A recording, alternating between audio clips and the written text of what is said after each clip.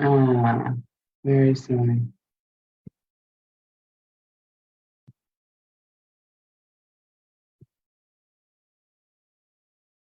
Good morning. I had a little bit of trouble finding us again. Good morning, good morning. It's Wednesday Wisdom, and I am here. This is Elizabeth Eleanor, and I am here with the beautiful Brenda Rogers. If you haven't noticed, we're actually doing like a series. I've changed it from 2023. For 2023, I really wanted to dive in deep with conversation. I felt like I was interviewing people and we were discussing little bits, but I really wanted to dive into some really deep conversations with some beautiful women that I consider sisters. And so we've been going through talking about women in all sorts of facets in to do with health.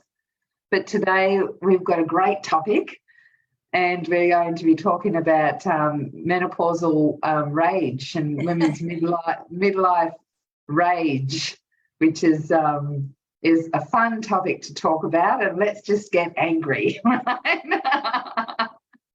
Yeah, let's do it. So you wanted to share, actually, Brenda, before you start, just there may be some people that haven't had the privilege of meeting you. Do you want to just share a little bit about who you are before we jump into the topic? Well, firstly, I want to say that I'm very honoured to be one of Elizabeth's friends. And Elizabeth came to my wedding recently, and we go back a few years, and I find it very inspiring to be travelling this life alongside of you, Elizabeth. Oh, thank you. Or Liz, as I call you. And you too. Yeah, I've been discovering myself as a healer and teacher the last few years since I left my corporate job. And, if you'd asked me 2 years ago what I was, I would have said a completely different thing now. And I think it's still unfolding and still clarifying. And but I do love mind-body medicine. I love psychology-driven naturopathy because I'm a naturopath.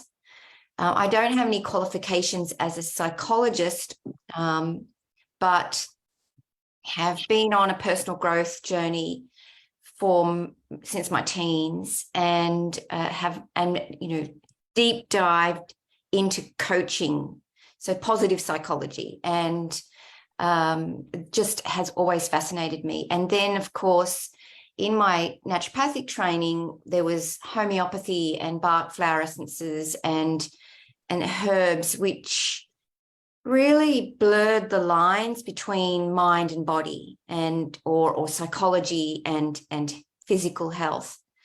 And that really got me going on a path of understanding the messages of the body and the positive aspects of symptoms and the positive aspects of sometimes difficult mental or emotional challenges. And a big one is anger, really big anger. And us women, it's generalization, of course, but us women don't particularly deal with anger all that well. It's cultural, of course. It's also what we grow up with.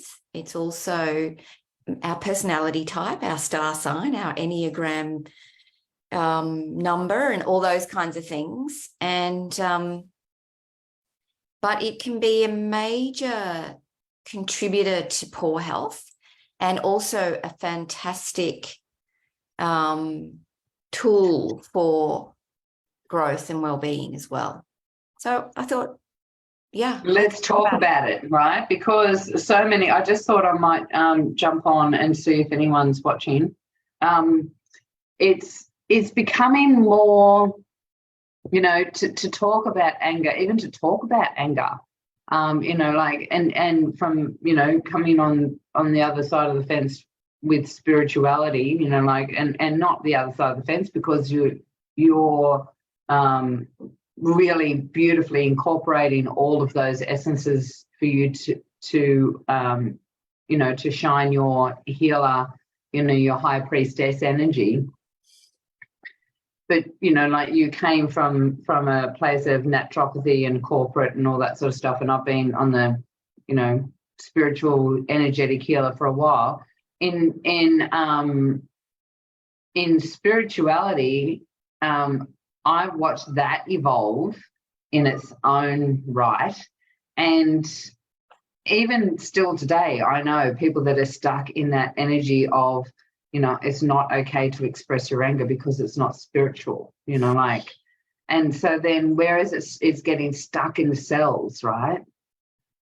And it's getting stuck in our throat chakra, and it's getting stuck in our organs, and, you know, it's a big topic. Yeah. Well, I thought I'd start off with just by reading a section from this wonderful book, The Secret Language of Your Body. And that kind of gives it a nice overview. And then I thought, well, you know, let's have a chat about where anger and where anger can show up in the body, how it can show up. And also menopausal anger, menopausal rage, which I've found to be a little bit different to, you know, 5-year-old anger and 15-year-old anger and 25-year-old anger. I've just seen it as a whole other thing. So is that all right if I just read this out, Liz? Absolutely. So anger arises when a person feels they've been wronged. It often comes out of righteousness, which isn't necessarily a bad thing, righteousness, fear and judgment. None of those things are necessarily bad things either. So it depends on how you look at them. But anger gives people a false sense of power, making them think they can criticize, put down, hate, and resent others. The major reason people become angry is when they do not get what they want. I'm guilty, totally. Rather than taking responsibility, they blame others. When a person is angry, they feel like the emotion gives them the right to fight, to hurt someone, or to treat them badly. Anger drains energy and life force. Long-term anger can leave a person feeling fatigued, frail, unhappy, and worn out. And unresolved anger can contribute to hypertension, inflammation, psoriasis, sinusitis, tumours, cancers, PMS, pneumonia, tinea, ulcers, etc. Yeah. However, anger can be a catalyst for change. If something in your life is not working and you are angry, anger allows an opportunity for change and transformation. This is where anger can lead to freedom. The other side of anger is passion, excitement, and enthusiasm. Yeah, wow.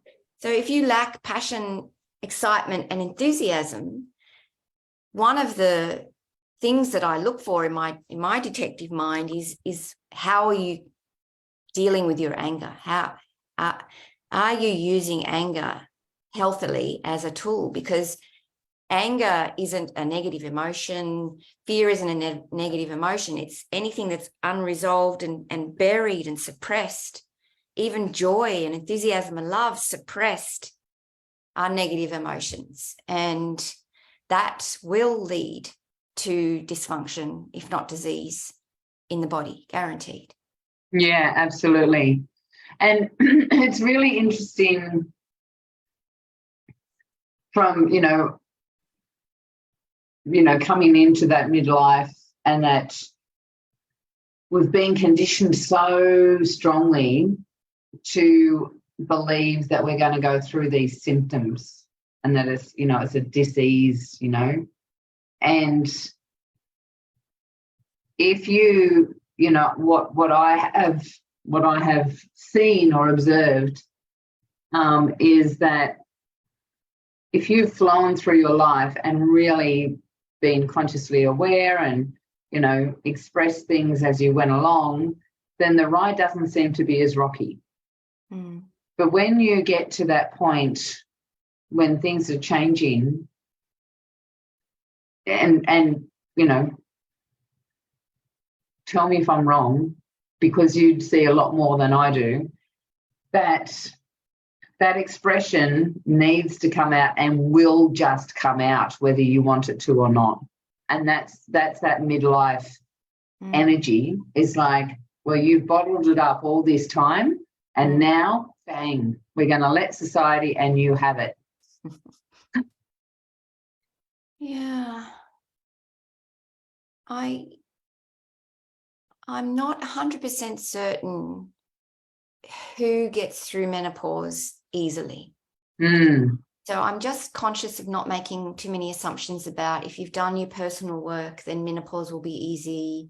No, I didn't mean it like exactly like that, but I sort of do. Like I feel like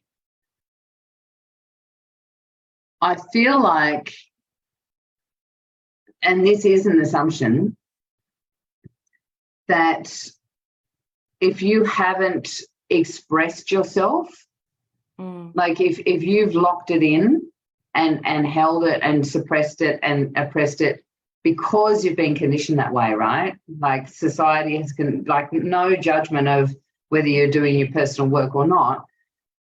More that, you know, we've been so conditioned to be the good girl and people pleaser and all of those things, that we hold back and we serve others and we do all this stuff, but we don't necessarily express where we want to be.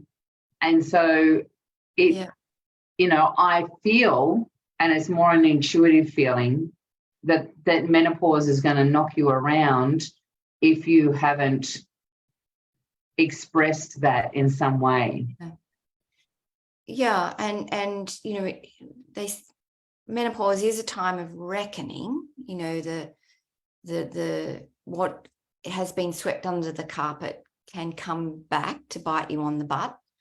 And I think what you're saying, Liz, and I'm agreeing with you, is that the journey of life is full self-expression.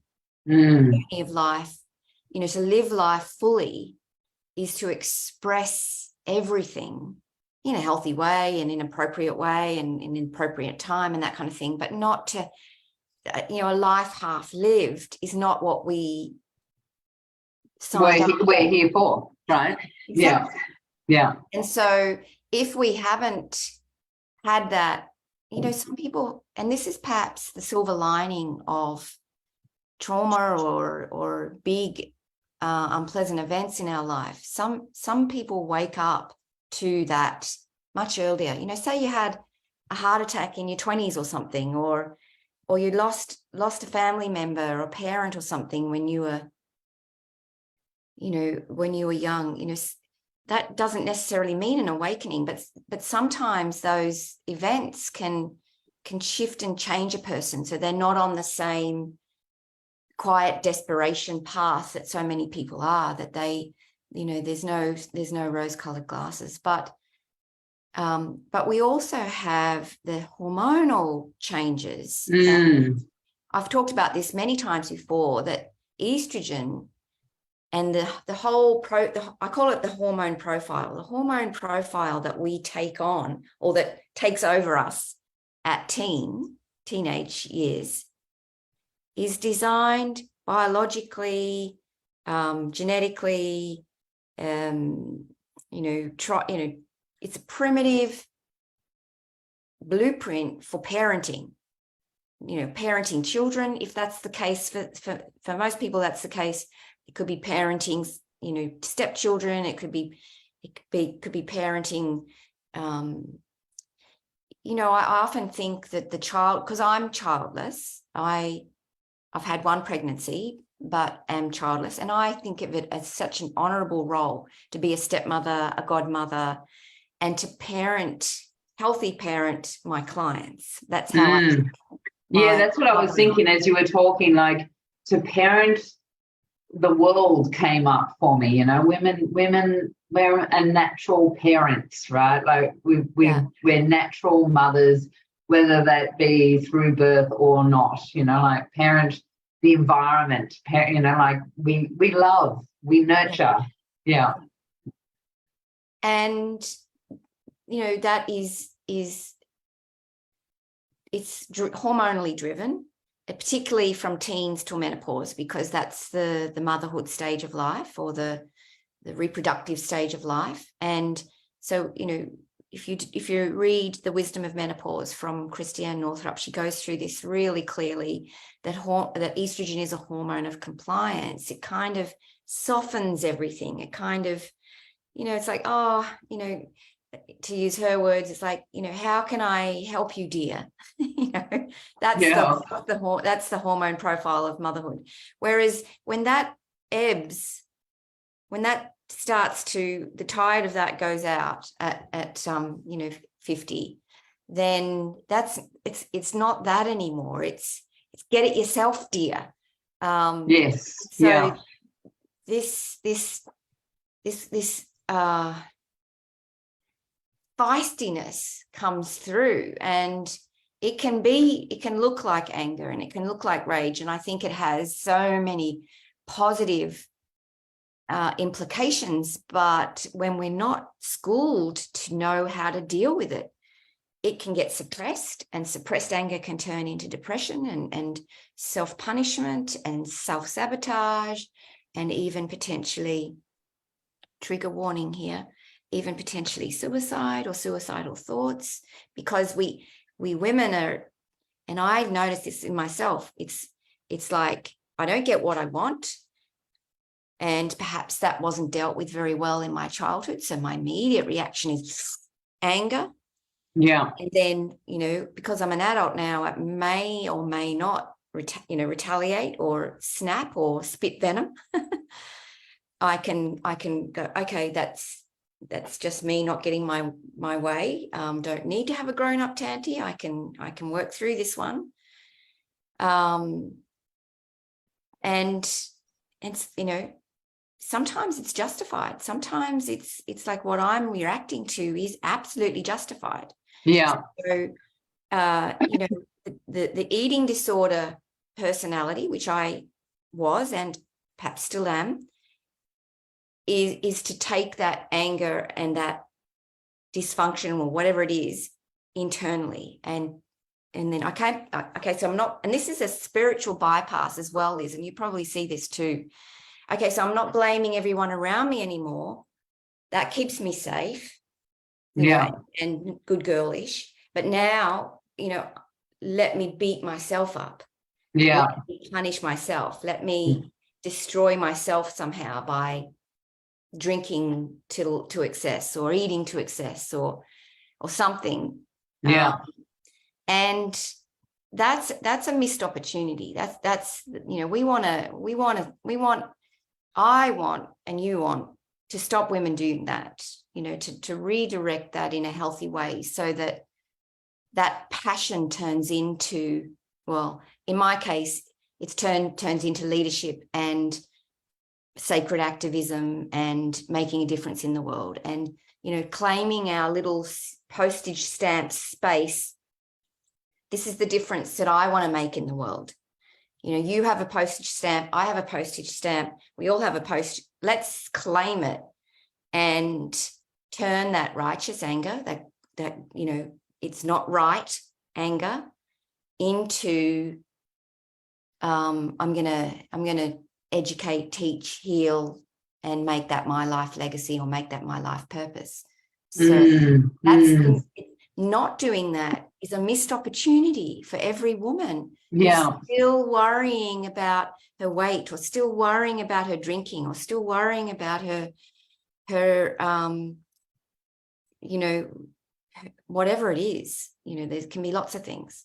Well, as I was listening to what you were saying, there's so much, stigma and conditioning again out there on the menopausal woman, turning into a banshee, right? Like we get labeled as she's crazy, she's just going through menopause, like she's gone a bit crazy. And so we're dismissed for expression, and I watch that expression comes out dysfunctional, because there's not the education around it, there's not the empowerment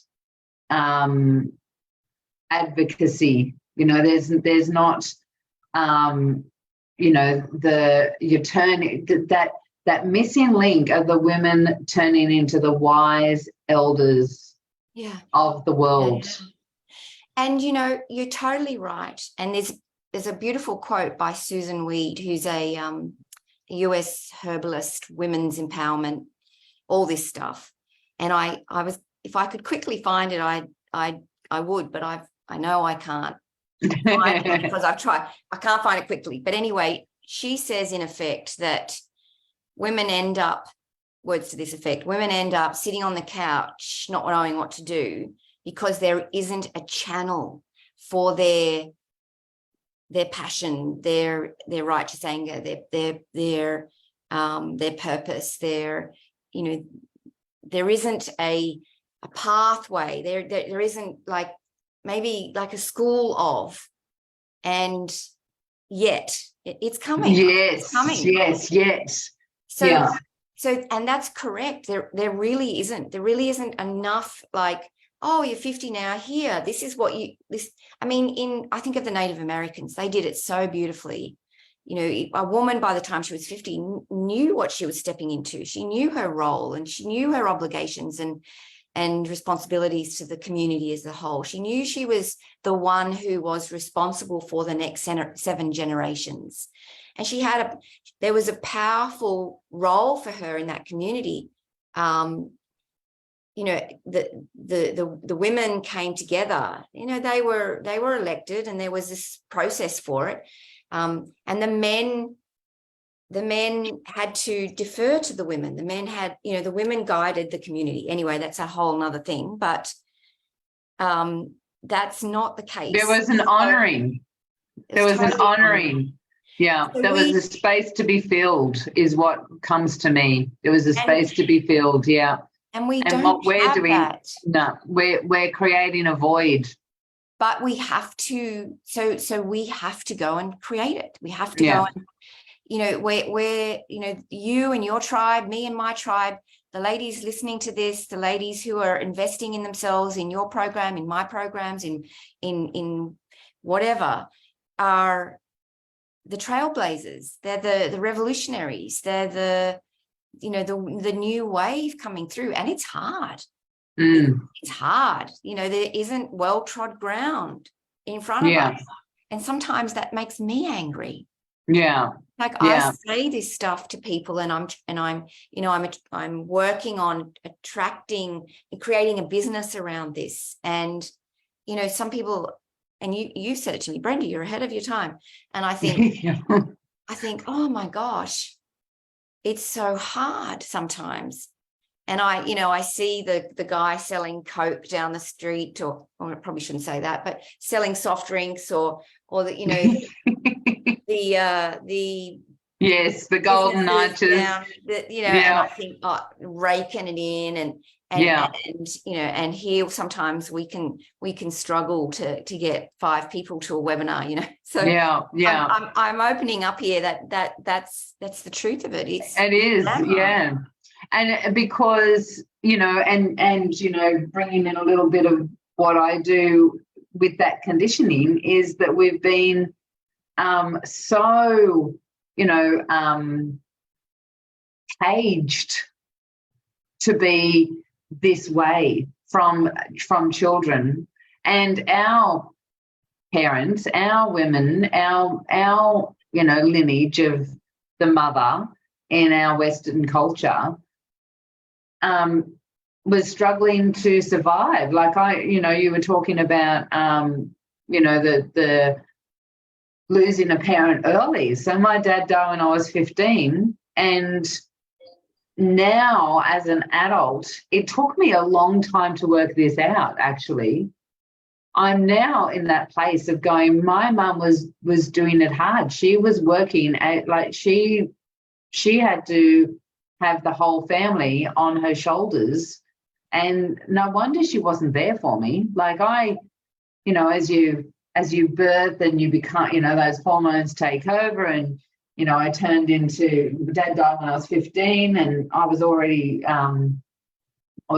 having my moon cycle at that stage. But, you know, like, 17 to 20 and through to 30, it was all mum's fault. She wasn't, there for me and blah, blah, blah, blah, blah. And, like she neglected me and all that sort of stuff. And now, coming full circle of the heroine's journey, I go, wow, the poor woman.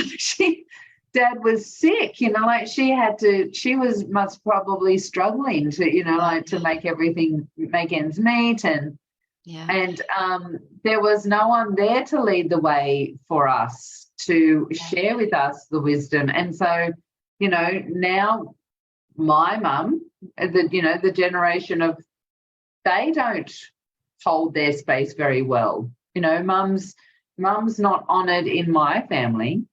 No. I'm honouring her as much as I can. She doesn't honour herself. No. She doesn't understand how to or why. So it's changing those concepts in society. It's a breaking down of those conditions, isn't it? And that's the hard aspect. We can sit there and create women's circles, and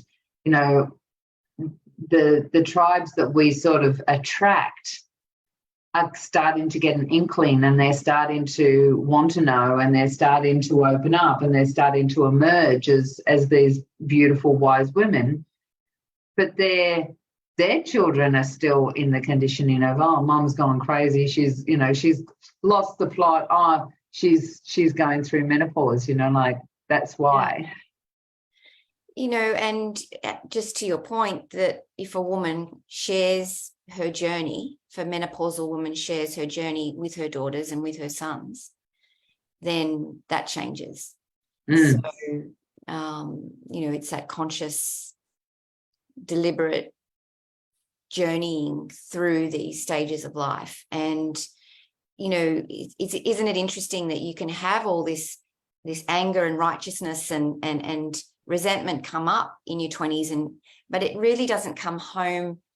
It really comes home to roost, I suppose, or you get the chance to heal it at midlife.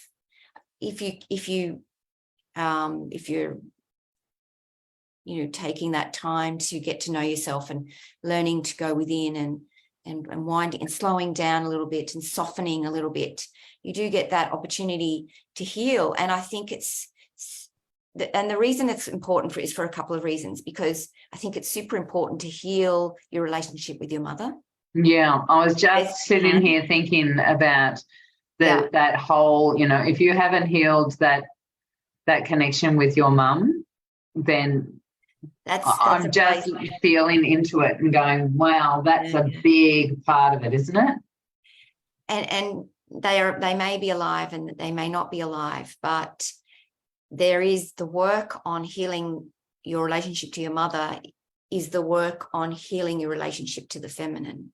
And that is the next stage of the heroine's journey, because you really can't get to the next stage, which is the sacred union, the healing of the inner feminine and the inner masculine within us, until you've worked through all of the feminine stuff. And the other reason that it's important, Liz, is because not healing that stuff is incredibly stressful. And we know that stress triggers disease. Yeah. So, we think of stress as, I have to do so many things and I'm not sleeping and I'm eating sugar and that's causing stress and whatever. But the stress of being spiritually misaligned, or the stress of unresolved emotional stuff, is extremely powerful. And so to work through the layers and heal your relationship to your mother, heal your relationship to your father, come to peace with yourself. That's not an easy thing to do, and that may take 15 years, from 50 to 65, say. But to move towards your death, your inevitable death, healing and healing and healing, so that when you leave this planet, you're at peace. There's nothing left to resent or regret, or I think the beauty of that is how that brings you more and more into alignment. And you really do get to live with full joy and full freedom and full self-expression and full aliveness. And really, if you think about getting to that point, then nothing that's happened to you in your life is anything to regret or resent. Absolutely. Yeah. Yeah. And there's power in that, right? Yeah. It's not easy to do. And most people perhaps will never get there. But for those in your audience that are listening who are getting this and who are awakened, what I think we need to do, you and I, Liz, is help those who are coming behind us, because some people are in front of us and some people are behind us, right? But I think it's laying the path. And, you do that with your programs. I do that with my programs. But laying the path, for me, the path is your well-being. Your well-being will take you there. Yours might be slightly different, but we need a pathway or something to fix our attention on that helps us learn about ourselves, know ourselves, that teaches us that inner alignment. And I love to talk about physical health and intellectual health and emotional health and spiritual health, and getting all of those lined up, and that will take you to that end point. It's really interesting because, my head goes all sorts of places. And while you were talking a bit before, I can't even remember where it was, but I was thinking about, we were talking about not having a purpose, right? Like that the Native American Indians are stepping into a space that's provided for them by the community. And we've got a void. Like there's nothing there, like there's no space to be stepping into. And I was like, so what do you do? So, what do you do when there's no space to be provided for you? And I thought about your sacred nutrition course and being in the kitchen and reclaiming the joy of cooking and the joy of food and the joy of being creative in that space, because most of us have had some sort of connection to the kitchen with food, right? I would say it's a very rare woman that hasn't seen somebody in the kitchen cooking or felt, like had some opportunity to cook for themselves, and it's all takeaway. And I was thinking about that, like that connection to food. Yeah, because it's not just connection to food, but food is your connection to spirit. Yes. Nature. Yeah. It's a pathway. So yeah, it's about nourishing yourself and turning your kitchen into your medicine chest and your the hearth of the home and all those kinds of things. But ultimately, it's really about connecting with your higher self and your wisdom and God, the God of your choice, and all that kind of thing.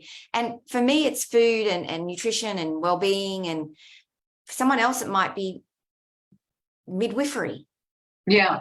And being what happens, what's like, just since the last time we spoke, my mum's in a nursing home, and I want to share a couple of things. I know we've gone over, but if you're okay to keep going, like only just this last bit. So my mum's in a nursing home. She's incapacitated, living on a bed. And she's just starting to recognize that she's put herself there and she's having trouble, right? So she's anxious and she's gone past the, I want to do this and this and buy me shoes and blah, blah, blah. And it dawned on me the other day, so I sit there and we talk, what is it that I can grab hold of? And we I noticed that she liked doing the word search at the back of the newsletter thing that they get. So I bought a big new, word search book, and we do that together. Well, she was an avid knitter, like absolutely, like she won first prize in Easter shows, and amazing. It's genetic. I pick up a set of needles, and my finger, goes like this. I have tension. My daughter's the same. It's a genetic pathway, right? Yeah. And so we went in that way. So my daughter and I, Carly wanted to crochet. Now, Mum's not a big crocheter, right? It never has been. But we went and got some crochet, and I thought, I'll do crochet too. I've never been really big on crochet as well. So we get crochet, like we get the wool and we get the needles and blah, blah, blah. And next thing, me and my daughter and my mum are sitting around her bed, and I'm crocheting, and like Mum's sort of, looking, and she goes, just takes it off me, and you're doing that too tight, next thing. And I'm looking at Carly, we're both smiling, right? Like she's crocheting. And so, there's so many different avenues. And so my daughter is now making this big blanket, right? Like it's massive, queen size, I reckon. It's going to be a fortune. But she's getting into it, and she's been struggling a little bit with some mental health stuff herself, and so like watching this dynamic of the three generations, and us talking and laughing and talking about Mum turning 80. And that crafting used to be that. Crafting was what brought women together. Yeah. It was so beautiful, the connection. It was really good. And the other thing I wanted to share with you is that sacred nutrition that, so I went, and I don't know if you can see, but I noticed, like, I'm pretty healthy. Like I've always, my skin, and, like for 50, and I haven't done any of that horrible, that stuff. That next level, like I've noticed that the vibrancy since I've been doing the kefir and, the sauerkraut, and on the weekend we went to the Gold Coast and we took a big plastic container full of our greens so that we could have salad with everyone. And everyone's like, oh my gosh, this is amazing. Like we all sat around having community dinner with this beautiful big salad that lasted, two sessions, and bringing that connection back to food has been really beautiful, Yeah, it is. It is so sacred. That's that's why I called it sacred nutrition. I kind of struggled with that word for a while, thinking, what? But it's really perfect. It's such a divine connection that we can have. So, yeah. So if to wrap up, if there's anyone that's been watching and you've got that anger in you, and you've got some, you're going through changes in life, know that you're not alone, and that it doesn't have to be this way. It's, like hopefully the conversation has been enlightening to see that there's a different way, right? There's a different way, and feel the relief of that in your body, and, look at taking steps to finding that different path for yourself, and, reaching out. If, I know, Brenda, you're going to eventually, you're not yet, but you're doing the sacred nutrition online. Yeah, it'll be a couple of months. So if anyone wants to reach out and go on my waiting list, then I'm happy to do that. We didn't really talk a lot about steps today. So I'm conscious that we've awakened some awareness, but there's, and I myself personally, and this is why this subject came up, I myself personally have had a couple of days where I've woken up stewing, you know, and it's something and I haven't worked it out. You know, I went for a walk this morning and I got a little bit of softening around it, but there's something bubbling up that, and I know I have to take responsibility for it, but sometimes you don't know what that is for a while, you know. It's something new, it's some kind of maybe self-pity or you know, I'm being victim about something, and you know, that, you know, we're never completely there, right? It's there's always yeah. I'm sitting here going, I would love to feel really fabulous and great right now, and you know, I actually don't, and that's okay. That's okay, because this doesn't define me. This isn't who I am. And yeah, so yes, I have the nutrition classes, which is really just, you know, entry into these conversations. A retreat coming up in March, which is the you know, the capacity to be present and still and serene. It's called Serene Queen, so that we can create a space for our own emotional heartbreak and upset and all that kind of stuff, which takes some practice. And then in May, I'm going to be delivering Women's Mysteries training. So yeah, if you are interested in any of that, then DM me and I'm happy to have a chat to see what might support what you're already doing with Liz or with anyone else, and how we can work together. If that's, you know, I do believe in magnetizing people to me rather than chasing them, and that if you resonate and you feel called, my only suggestion would be to honor that, to heed that, and take some action, because nothing changes if nothing changes. Yeah, absolutely. And I did a masterclass yesterday, and there's a woman on there that I'm going to tune into, because this all relates to her actually. So thank you. Awesome. I should do some masterclasses as well. That's coming up. Yeah.